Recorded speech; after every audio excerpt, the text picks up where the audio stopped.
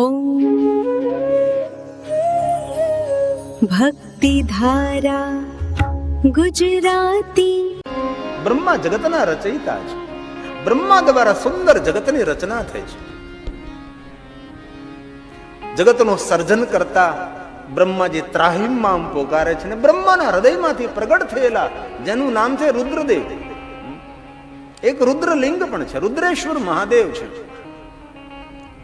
શિવ મહાપુરાણમાં, અન્ય પુરાણમાં, શિવ રહસ્યમાં તો અસંખ્ય ભગવાન મહાદેવના લિંગોનું વર્ણન છે. એમાં એક રુદ્રેશ્વર મહાદેવ છે, શૃંગેશ્વર મહાદેવ છે, ભૃંગુ નામના ગણ ભૃંગેશ્વર મહાદેવ છે, ચંડેશ્વર મહાદેવ છે. એવા અસંખ્ય ભગવાન મહાદેવના રૂપોનું વર્ણન છે. રુદ્રદેવ કહે છે, બ્રહ્મા ક્યાં કારણથી મને પુકારો છો? ત્યારે બ્રહ્માજી કહે છે, પરમાત્મા આપે મને જગત સર્જનનું કાર્ય સોંપ્યું, પણ જગત સર્જન સરળતાપૂર્વક કેવી રીતે થઈ શકે એવી મને કોઈ સૂઝ, કોઈ વિદ્યા, કોઈ દ્રષ્ટિ આપો. રુદ્રદેવ કહે છે, બ્રહ્મા આપ મારા રૂપનું દર્શન કરો. બ્રહ્માજી આમ દ્રષ્ટિ કરી, રુદ્રદેવનું રૂપ અર્ધનારીશ્વર રૂપનું દર્શન થયું છે. અર્ધાંગમાં સ્ત્રી છે, અર્ધાંગમાં નારી છે.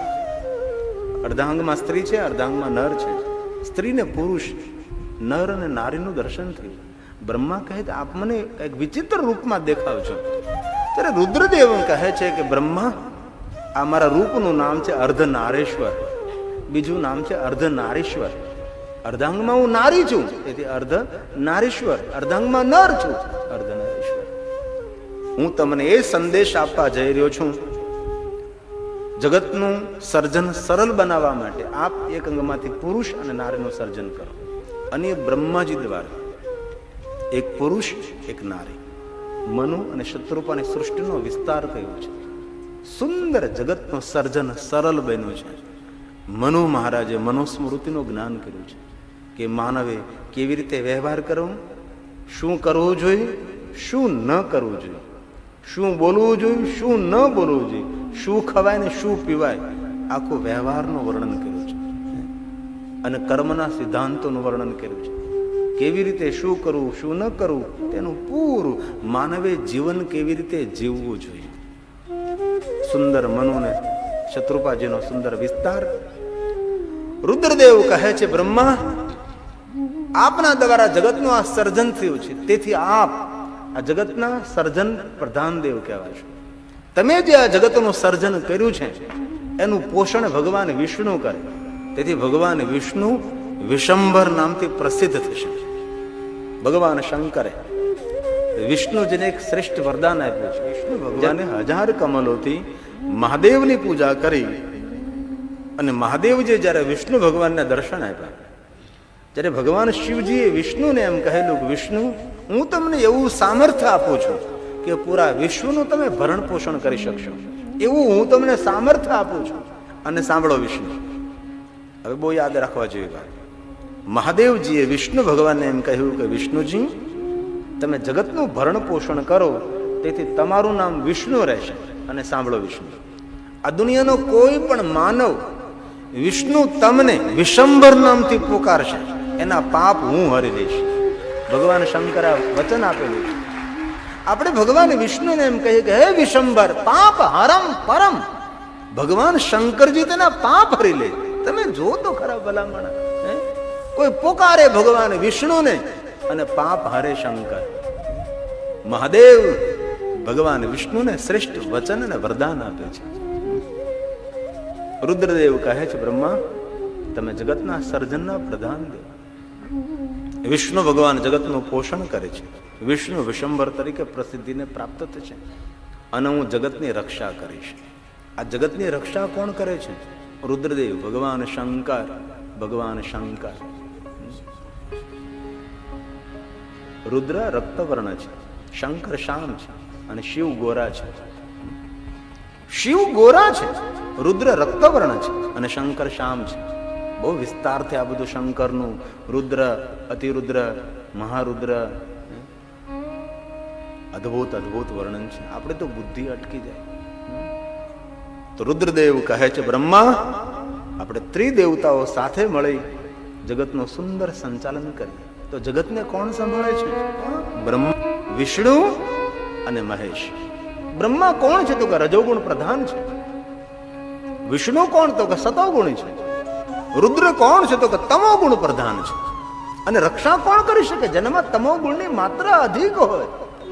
રજોગુણી કોઈની રક્ષા ન કરી શકે, સતોગુણી તો કભી ન કરી શકે. રક્ષા કરવા માટે તમોગુણની માત્રા અધિક જોઈએ. તેથી મારો મહાદેવ તમોગુણ પ્રધાન દેવ છે. અને કોઈ માણસ એમ કહે શંકરની સાધના કરવાથી ક્રોધ આવે અને આવવો જ જોઈએ, જયારે ક્રોધની માત્રા વધવા લાગે ત્યારે સમજવું શંકરની સાધના સિદ્ધ થઈ છે. આનું પ્રમાણ છે, આનું પ્રમાણ છે. પરંતુ મહાદેવની સાધના કરવાથી તામસ ગુણની માત્રામાં વૃદ્ધિ થાય. પરંતુ શિવનો જે શ્રેષ્ઠ ભક્ત છે તામસ ગુણ ઉપર અંકુશ રાખી શકે છે. તામસ ગુણ ઉપર તેનો સંયમ હોય છે. શંકર છે ભગવાન રુદ્ર, ભગવાન શંકર તમો ગુણી દેવ છે. પણ તેનું રૂપ કેવું છે? શાંતાકારમ શિખર શયનમ, શાંત રહેનારો દેવ છે. તો બ્રહ્મા, વિષ્ણુ, મહેશ આ ત્રિદેવતાઓ ભગવાન શિવની ચેતના છે. ભગવાન શિવની એક ચેતના છે બ્રહ્મા, ભગવાન શિવની એક ચેતના છે વિષ્ણુ, ભગવાન શિવની એક ચેતના છે મહેશ. રજોગુણ, સતોગુણ, તમોગુણ. અને બહુ મહત્વની એક મનોવિજ્ઞાન ભરેલી વાત, જે માણસોએ કોઈ પણ ક્ષેત્રમાં ખૂબ મોટી સફળતા મેળવી છે તે માણસો માટે છે આ ત્રણેય ગુણનો સમાન અંતરે ઉપયોગ કરવો. જ્યાં જરૂર હોય રજોગુણ, જ્યાં દેખાય સતોગુણ, કોઈ કોઈ જગ્યાએ તમોગુણ. ત્રણમાંથી એક ગુણની પણ જો માત્રા વધી જાય એ માણસ પ્રગતિ કરી શકતો નથી, કોઈ પણ ક્ષેત્રમાં સફળ થઈ શકતો. જો રજોગુણની માત્રા આપણામાં વધી જાય તો આપણે ભોગી વિલાસી બની જઈએ. જો સતોગુણની માત્રા અધિક વધી ગઈ તો કોઈ પણ માણસ આપણી સાથે બનાવટ કરી શકે છે. અને જો તમોગુણની માત્રા આપણામાં વધી ગઈ તો કદમ કદમ પર દુશ્મનો ઉભા થઈ શકે છે. એ ત્રણ ગુણની માત્રા સમાન અંતરે એ દુનિયામાં ખૂબ સફળ થઈ શકે છે. જો જેને કોઈ પણ ક્ષેત્રમાં સફળ થવું હોય તેના માટે ત્રણેય ગુણની સમાન અંતરે પ્રયોગ કરતા કોઈની માત્રા થોડીક પણ ન વધી જાય એની કાળજી રાખવી પડે. તમોગુણની માત્રા વધી એટલે ગયા દુનિયામાંથી, અને સતોગુણની માત્રા વધી તો તમારું બહુ નુકસાન પડી જાય, અને રજોગુણની માત્રા વધે ખતમ. ત્રણ ગુણને જો ઓળખતા આવડે, ત્રણ ગુણો સાથે મેળવી અને જો આગળ વધવામાં મોટી સફળતા મેળવી શકે છે. અને બીજી વાત હવે, આ શરીરને આરોગ્યથી ભરપૂર રાખવું હોય, આ શરીરને તંદુરસ્ત રાખવું હોય તો શું કરવું પડે? વાત, પિત્ત અને કફ ત્રણેયની માત્રા સરખી રહે તો તમે ભરપૂર તંદુરસ્ત રહો. જો પિત્તનો પ્રકોપ થયો તો પણ તકલીફ થાય, કફનો પ્રકોપ થયો તો પણ તકલીફ થાય, વાયુનો પ્રકોપ, વાત, પિત્ત અને કફ ત્રણેયની માત્રા સરખી હોય, સમાન હોય, એ માણસ પૂર્ણ તંદુરસ્ત હોય છે. લેબોરેટરીમાં આપણે જઈએ તો આ બધું જોવામાં આવે છે. અને બ્લડની અંદર કે કફની માત્રા વધારે છે, પિત્તની માત્રા વધારે છે, ત્રણેય માત્રા. તેથી આહાર કેવો કરવો પડે? કફનો પ્રકોપ ન થાય, વાયુ ન થાય, પિત્ત ન થાય, અને પૂરી કાળજી રાખવી પડે. તો માણસ પૂર્ણ તંદુરસ્ત રહે છે. એના માટે આહાર એ જ ઔષધિ, આહાર એ જ દવા, આહાર એ જ મોટી ઔષધિ. શું ખાવાથી શરીરને કયું આપણને પ્રોટીન મળે, કયું વિટામિન મળે એની આપણને ખબર હોવી જોઈએ. અને રોજ માટે તંદુરસ્ત રહેવા માટે માણસે પોતાનો ડોક્ટર પોતાએ બનવું પડે, ત્યારે માણસ તંદુરસ્ત રહી શકે છે. બાકી ન રહી શકાય. આપણને તો ખબર જ નથી ને શું ખાવું જોઈએ, ક્યાં સમયે કેટલું ખવાય, કેમ ખવાય. નહીં, આ તો ભૂખ લાગી નથી, કચરો પેટમાં ભર્યો નથી. હમણાં જ એક બેન પાણીપુરી ખાતી તો પાણીપુરીમાં ડેટકો નીકળ્યો. બોલો જો તો ખરાબ. આવી પાણીપુરી ખાઈને બીમાર જ પડવાનું બીજી કઈ. આપણા પુરાણોમાં એમ કહ્યું કે સાંજના સમયે આપ છાશ પીવો, દહીં ખાઓ તો મદિરા પાન કરવાનું પાપ લાગે. સાંજના સમયે, રાતના સમયે કોઈ પણ ખાટો પદાર્થ ખાઓ એ શરીરમાં પોઈઝન, ઝેર બની શકે છે. સાંજના સમયે કોબીજનું, ફ્લાવરનું શાક ખાવામાં આવે તો માંસાહાર કરવાનું પાપ લાગે. એક ગીતા પ્રેસ ગોરખમાંથી એક પુસ્તક બહાર પડેલું છે, ક્યાં કરે ક્યાં ન કરે, શ્લોકો સાથે તેની અંદર બહુ સુંદર વિસ્તૃત વર્ણન છે. ક્યાં કરે ક્યાં ન કરે. ગુજરાતીમાં હમણાં એક બહાર પાડ્યું છે, શું કરવું જોઈએ ને શું ન કરવું જોઈએ. એમાં શું ખવાય, શું ન ખવાય, કેટલું ખવાય, કેમ ખવાય, તેની માત્રા હોય છે. આજે જોતા ને દુનિયામાં દિન પ્રતિદિન રોજ રોજ હોસ્પિટલો વધતી જાય, દવાખાનાઓ વધતા જાય. કોઈ પણ છોકરાને પૂછો કે તારે ભણી ગણીને શું બનવું, તો કે ડોક્ટર. અને ખબર છે કે આ બધા બીમાર જ પડવાના છે. Doctor doctor doctor doctor doctor.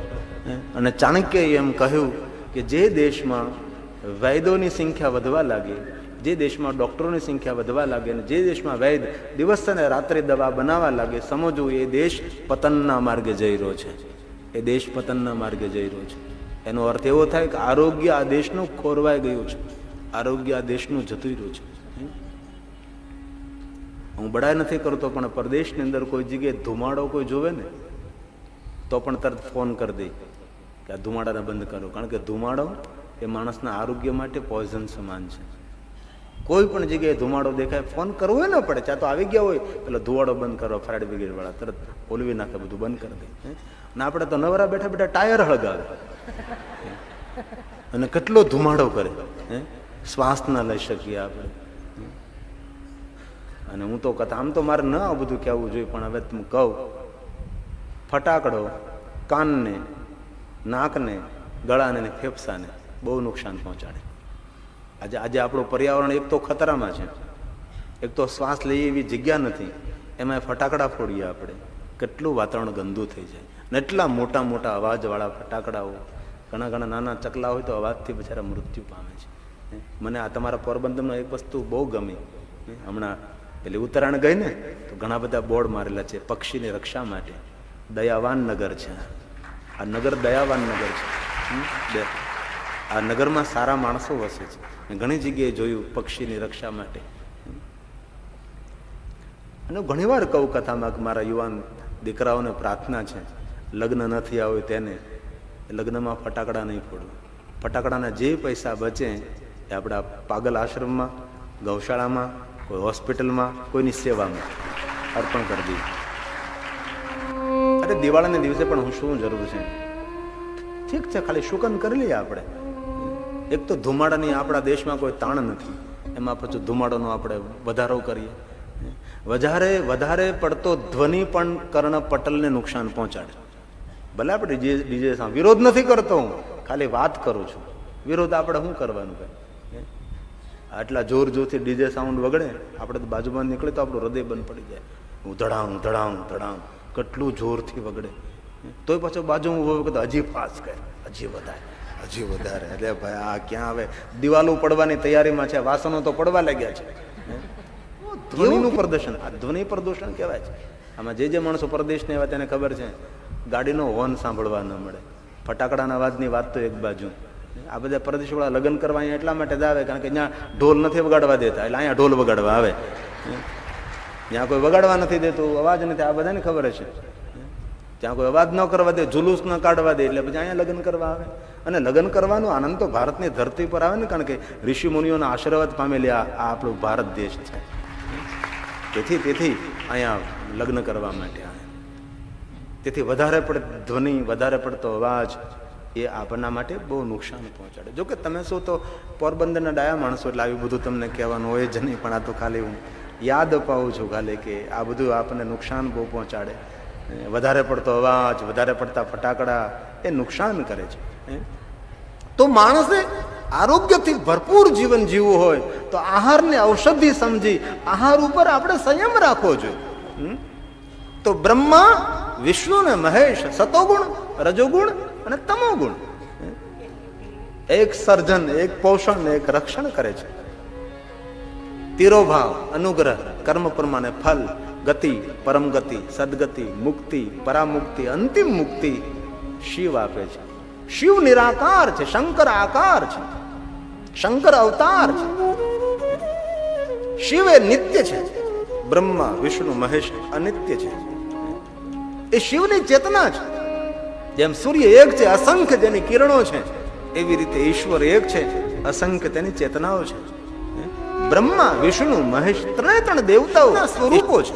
Shiv મહાપણમાં મહર્ષિ ભગવાન વ્યાસે એમ કહ્યું કે જે માણસ બ્રહ્માને, વિષ્ણુ, શંકરને અલગ સમજે તેના પુણ્યનો ક્ષય થાય છે. બ્રહ્મા, વિષ્ણુ, મહેશ બોલવામાં જુદા છે, બાકી ત્રણેય એક સ્વરૂપ છે. આપણને જો યાદ હોય તો આરતીની પંક્તિ, બ્રહ્મા વિષ્ણુ સદાશિવ જાનક વિવેકા પ્રભુ જાનક વિવેકા પ્રણવાક્ષર કે માર્ગે પ્રણવાક્ષર કે માર્ગે યહતીનો એકા ઓમ જય શિવ ઓમ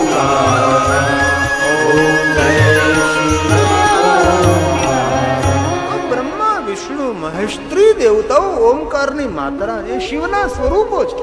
બ્રહ્મા પણ શિવ છે, વિષ્ણુ પણ શિવ છે, રુદ્ર પણ શિવ છે. એક સર્જન છે, એક પાલક છે અને એક રક્ષક છે.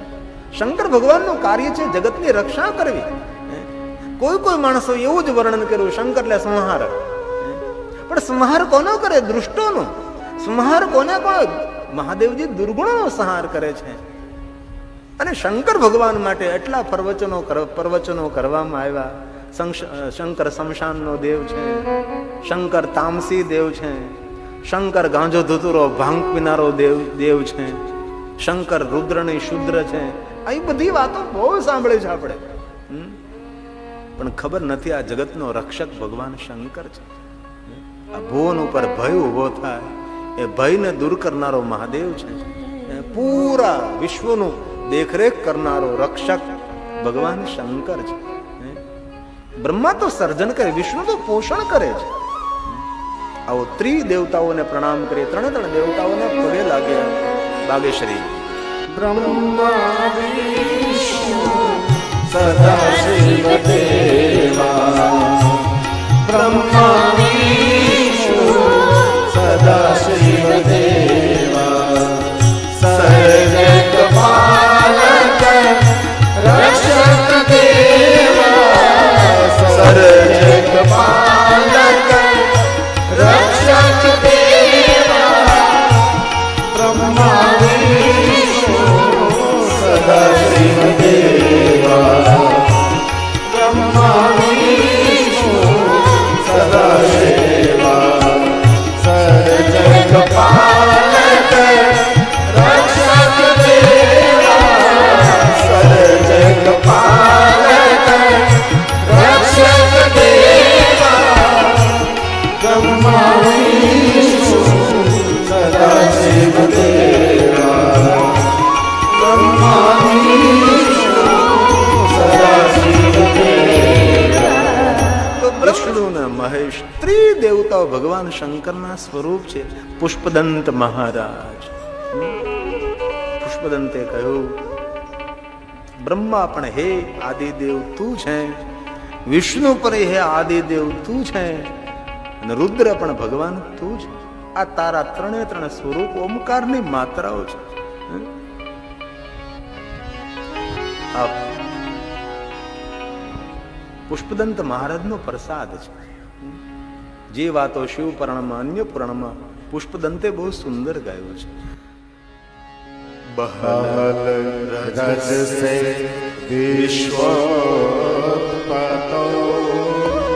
ભવાય નમો. જગતનું સર્જન કરતા હે બ્રહ્મા, આપ સાક્ષાત શિવ છો. પ્રબલ તમસે તત્ સંહારે હરાય નમો જન સુર કૃતે સત્વો દ્રિક્તો મૃડાય નમો પ્રમહસિએ નિશ્રે પૂર્ણે શિવાય નમો. ભગવાન શિવના રૂપો છે. ભગવાન શિવનું એ રૂપ છે. તેથી નિરાકાર લિંગ સ્વરૂપને જ્યારે આપણે પૂજા કરીએ છીએ ત્યારે તેમાં બ્રહ્મા, વિષ્ણુ અને મહેશ ત્રિદેવતાઓની પૂજા તેની અંદર સમાયેલી છે. અરે શિવલિંગની અંદર તો ત્રિદેવતાઓની પૂજા સમાયેલી છે. શિવજીને જે પ્રિય બિલ્વપત્ર, એ બિલ્વ વૃક્ષની અંદર પણ ત્રિદેવતાઓ છે. ભગવાન મહાદેવના નિરાકાર લિંગ સ્વરૂપમાં તો ત્રિદેવતાઓ નિત્ય રહે, પરંતુ શિવને અતિ પ્રિય બિલ્વપત્ર, તે વૃક્ષની અંદર પણ ત્રિદેવતાઓ નિત્ય. બિલ્વાષ્ટકની પંક્તિને યાદ કરો. બિલ્વાષ્ટકની અંદર શું કહ્યું છે બિલ્વ વૃક્ષ માટે? મૂલતો બ્રહ્મ રૂપાય મધ્યતો વિષ્ણુ રૂપેણ અગ્રતઃ શિવ રૂપાય. બ્રહ્મા, વિષ્ણુ અને મહેશ ત્રિદેવતાઓનું સ્વરૂપે બિલ્વ વૃક્ષ, એ નિરાકાર પ્રતિક લિંગ. આલયમ સર્વદેવાનામ તસ્મા લિંગમ ઉચ્યતે. એક શિવલિંગની પૂજા કરવાથી બ્રહ્મા, વિષ્ણુ, મહેશની પૂજા સંપન્ન બને, ત્યાંથી વાત પૂરી નથી થતી. એક નિરાકાર લિંગ સ્વરૂપની પૂજા કરવાથી આ ભુવનના દેવ, દેવી, તીર્થો, ગ્રહો, નક્ષત્ર સૌની પૂજા, સર્વ પિતૃઓની પૂજા. એક નિરાકાર લિંગની પૂજા કરો ને, આ બ્રહ્માંડનો કોઈ દેવ બાકી નથી રહેતો. પૂરા બ્રહ્માંડના દેવી દેવતાઓની પૂજાનું ફલ એક નિરાકાર લિંગ સ્વરૂપની પૂજા કરવા માત્રથી પ્રાપ્ત થાય. કેટલો સુંદર મહિમા છે. તેથી આદિ પૂજા, મૂળ પૂજા, પ્રધાન પૂજા, શ્રેષ્ઠ પૂજા, સર્વોપરી પૂજા જગતની કોઈ જો હોય તો નિરાકાર એ લિંગ સ્વરૂપની પૂજા છે. પ્રયાગ તીર્થમાં મહાત્માઓએ શાયનકાદી ઋષિએ સૂતને એક પ્રશ્ન કર્યો છે કે હે સૂત પુરાણજી, અમારો એક પ્રશ્ન છે. આ જગતમાં દેવતાઓની પૂજા મૂર્તિ સ્વરૂપે, પ્રતિમા સ્વરૂપે થાય, દેવ અને દેવ ગણોને, પરંતુ આ શંકર ભગવાનની પૂજા લિંગ સ્વરૂપમાં પણ કરવામાં આવે અને મૂર્તિ સ્વરૂપમાં પણ કરવામાં આવે. આનું કારણ કયું આપ કહો? આ એક સુંદર પ્રશ્ન છે. મહાત્માઓ બોલ્યા છે પ્રયાગ તીર્થમાં, વૈર માત્રે તો સર્વત્ર પૂજ્યન્તે દેવતા ગણાઃ લિંગે વૈરે ચ સર્વત્ર કથમ સંપૂજ્યતે શિવ. કથમ એટલે કિસ લીએ, ક્યાં કારણથી, ક્યાં હેતુથી? કથમ સંપૂજ્યતે શિવ. શિવની પૂજા બે રીતે શા માટે આપ કહો? ત્યારે સૂત પુરાણે જે પ્રયાગ તીર્થમાં બહુ મધુર બોલ્યા છે. માણસને મધુર બોલતા આવડી જાય તો મેદાન મારી જાય. અને એમાં મધુર વાણીમાં સત્ય મિશ્રિત થાય, એ જ ભગવાનની સ્તુતિ બની જાય, એ જ ભગવાનની પ્રાર્થના બની જાય. વિશેષ શબ્દોની કોઈ જરૂર પણ ન પડે. મધુર વાણીમાં સત્ય મિશ્રિત થાય, એ ભગવાનનું આરાધન બને. ઘણા લોકો સત્ય બોલે પણ એ સત્યમાં કડવાશ હોય. ઘણા લોકો મધુર બોલે પણ તેમાં સત્ય ન હોય. સત્ય ને મધુર વાણી બંને જો સમાન નીકળે તો ભગવાનની સ્તુતિ જ છે. બહુ સરસ બોલ્યા છે. શું તેમ કહે છે કે તમે જે મને પ્રશ્ન કર્યો છે, અત્ર વક્તા મહાદેવો, એમના વક્તા શંકર ભગવાન છે. કોઈ પણ મહાપુરુષ તમારા પ્રશ્નનો પ્રત્યુત્તર ન આપે, પરંતુ મારા સદગુરુ ભગવાન મહર્ષિ વ્યાસજીએ જે મને કહ્યું, મને યાદ રહ્યું, એવું મારી બુદ્ધિ અનુસાર તમને કહીશ. પણ તમે જે મને પ્રશ્ન કર્યો છે એ સામાન્ય પ્રશ્ન નથી, એ મહા અદ્ભુત પ્રશ્ન છે. અને આપે મને જે પ્રશ્ન કર્યો છે એ પુણ્ય આપનારો પ્રશ્ન છે. એક બીજી વાત, તમે જે મને પ્રશ્ન કર્યો એ અહોભાવને પ્રગટ કરનારો પ્રશ્ન છે. આવું કોણ બોલ્યા? સૂત પુરાણી પ્રયાગ તીર્થમાં બોલ્યા છે. અહો મુનીશ્વરઃ પુણ્યં પ્રશ્ન નૈતન મહાદ્ભુતં અત્ર વક્તા મહાદેવો નાન્યો અસ્તિ પુરુષઃ કવચિત નાન્યો અસ્તિ પુરુષઃ. કોઈ પણ પુરુષ તમારા પ્રશ્નનો જવાબ ન આપી શકે. મારા સદગુરુ ભગવાન વ્યાસે મને એમ કહ્યું, એ હું તમને કહીશ. આપે મને એવો પ્રશ્ન કર્યો કે આ દેવતાઓની પૂજા, દેવોની પૂજા મૂર્તિમાં થાય, દેવગણોની પૂજા મૂર્તિ પ્રતિક થાય, પરંતુ શિવની પૂજા મૂર્તિમાં પણ અને લિંગ સ્વરૂપમાં પણ. તો સાંભળવાનું, આ જગતના દેવતાઓ એ આકાર અને અવતાર છે અને જીવત્વ છે. ભગવાન શિવ બ્રહ્મત્વ છે. ભગવાન શિવ આકાર પણ છે, નિરાકાર પણ છે, ઓમકાર પણ છે, નિર્વિકાર પણ છે, સકલ પણ છે, નિષ્કલ પણ છે, સગુણ પણ છે, નિર્ગુણ પણ છે. કોઈ દેવતાઓને નિરાકાર તરીકે પ્રતિપાદિત કરવામાં નથી આવ્યા. દેવતાઓ આકાર અને અવતાર છે. શંકર તો અવતાર પણ છે અને આકાર પણ છે, નિરાકાર પણ છે. નિરાકાર પ્રતીકે લિંગ પૂજા થાય, અવતાર ને આકાર પ્રતીકે જેની મૂર્તિ પૂજા થાય છે. ભુવનના દેવતાઓની મૂર્તિ પૂજા કરવામાં આવે છે. ભગવાન શિવની પ્રતિમા મૂર્તિની પૂજા પણ થઈ શકે, નિરાકાર પ્રતીકે લિંગ પૂજા પણ કરી શકાય છે. મહાત્માઓ, મૂર્તિ પૂજા પ્રધાન નથી, લિંગ પૂજા પ્રધાન છે. સાંભળો મહાત્માઓ, આ ધરતી પર, આ વિશ્વની અંદર કોઈ દેવી દેવતાઓની મૂર્તિ અને પ્રતિમાનું નિર્માણ નહીં થયું હતું. પૂરા વિશ્વમાં, પૂરા બ્રહ્માંડમાં, પૂરી પૃથ્વી પર ભગવાન મહાદેવના નિરાકાર પ્રતીકે લિંગ પૂજા કરવામાં આવતી હતી. લિંગ પૂજા પ્રધાન છે. મૂર્તિ એકની પૂજા છે, લિંગ અનેકની પૂજા છે. કોઈ પણ દેવી દેવતાઓની પ્રતિમા મૂર્તિ આપણે નિર્માણ કરી લે, જે દેવની પ્રતિમા, જે દેવની મૂર્તિ, એમની એકની પૂજા છે. પરંતુ જ્યારે ભગવાન મહાદેવના નિરાકાર લિંગ સ્વરૂપની પૂજા કરીએ ત્યારે એ સર્વની પૂજા, સર્વ દેવી દેવતાઓની પૂજા છે.